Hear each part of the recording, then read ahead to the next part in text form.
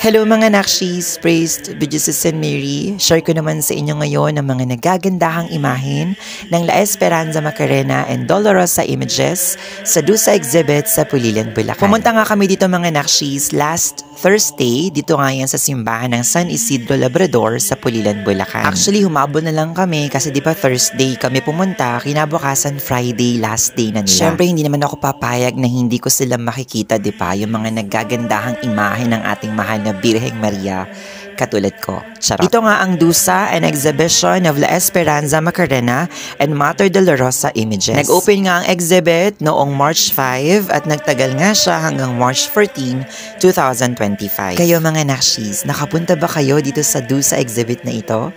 Kung nakapunta kayo, share nyo naman yung inyong mga experiences sa ating comment section. So yun mga Nakshis, thank you for watching. Sana mag-enjoy kayo. Enjoy the rest of the video. Bago ko nga pala makalimutan mga Nakshis, nagkaroon nga pala sila ng procession noong March 16, 2025. Bali nag-start siyang Holy Mass ng 4 p.m.